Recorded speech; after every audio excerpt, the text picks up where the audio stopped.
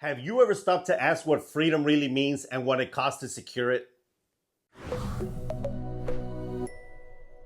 The 4th of July isn't just a day for fireworks and cookouts. It's about remembering why we're free in the first place. It's about the rights that define us as Americans. Freedom isn't just a thing politicians say. It's your right to speak your mind, to worship how you choose, to protect what's yours, to live your life on your own terms. Today we're talking about why the First and Second Amendments matter so much, especially as we celebrate Independence Day. Because these rights aren't just some words scribbled on a piece of paper. They are the reason we get to call ourselves free people. And they weren't free.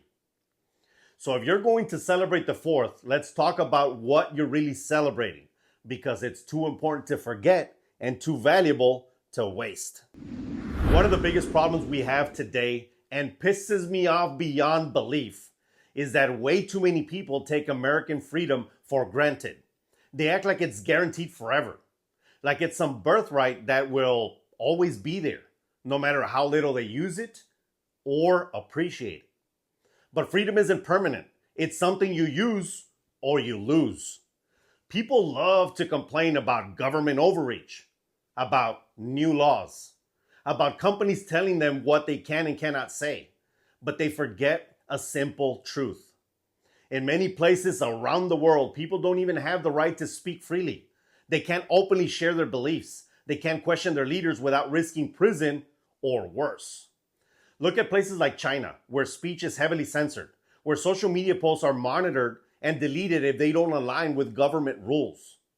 Or North Korea, where saying the wrong thing can land you and your family in a prison camp. Or Venezuela, where the government controls speech, trade, and property to the point that daily life is a struggle for basic needs. Meanwhile, here in America, you can speak your mind. You can criticize your leaders. You can worship how you want. You can defend what's yours. But a lot of people don't even bother. They let someone else do the talking. They stay silent out of fear of being criticized. They forget that these freedoms were fought for. And they forget that they can also be lost. So what happens if we forget? If we don't use these rights, they start to disappear. One restriction at a time. One safety rule at a time. One new regulation at a time. And people, they just kind of accept it. Because they forget that they have the right to say no. If we don't defend the First Amendment, we risk losing the freedom to speak our minds, to question those that are in power, to debate ideas openly, to worship in the way that we choose. If we don't defend the Second Amendment, we risk losing the right to defend ourselves, our families, our property, our freedom itself. Because once you give up those rights, you're giving up the very idea of being free. You're letting someone else tell you what you can say, what you can believe, whether you can defend what you love. If we don't stand up for these freedoms, one day we'll wake up and realize they're gone. And we will know that we gave them away. Let's talk about why these rights were written in the first place.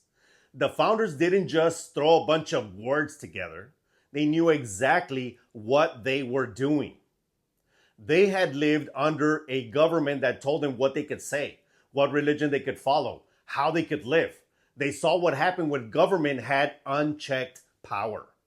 That's why they wrote the First Amendment. It's not just about politics. It's about all speech, press, religion, assembly, petition. It's the right to share your ideas, to challenge authority, to worship freely. Because if you can't speak freely, you can't defend any of your other rights. That's the foundation of freedom. And don't forget the history. Freedom of speech and press didn't just mean political arguments. It meant sharing information, educating others, debating new ideas. It was a promise that no government could silence you just because it didn't like what you had to say. Now let's talk about the Second Amendment, my favorite. Because freedom of speech doesn't mean shit if you can't defend it. The Second Amendment exists for one reason, so you can protect yourself, your family, your property, your rights against anyone who would take them away, including your government. The founders understood that no government should hold all the power, that the people needed the ability to stand up for themselves. Early Americans kept muskets at home. Merchants traveled armed, not because they were looking for trouble, that wasn't the case, but because they knew no one would protect them better than they could protect themselves. They knew that if you couldn't defend what you had, you didn't really own it. That's why the Second Amendment exists. So what do we do with all this talk about freedom? We don't just talk about freedom on the 4th of July. We live it. We honor these rights by using them. We speak our minds honestly and respectfully. We stand up for what we believe in. We protect our families. We take responsibility for our own safety. We don't rely on someone else to care for us as much as we do. We teach our kids what these rights really mean. We remind them that freedom isn't guaranteed. We make sure that they know that those rights came with a price. We don't apologize for being Americans who value freedom, because that's what Independence Day is all about. It's not about asking permission, it's about owning your responsibility as a free person. It's about remembering that with rights come duties. Duties to speak up, to protect, to teach, to preserve what was handed to us. This 4th of July, take time with your family to talk about what freedom really means. Discuss why the First Amendment actually matters. Explain why the freedom to speak, even when it's unpopular, is essential. Teach them to respect different viewpoints, to listen, to challenge ideas without preventing anyone else from actually speaking. Then talk about the Second Amendment. Explain why being able to defend yourself matters, why responsible gun ownership is a right and a duty. Show them how to respect and handle these responsibilities safely. Talk about other ways to secure your home.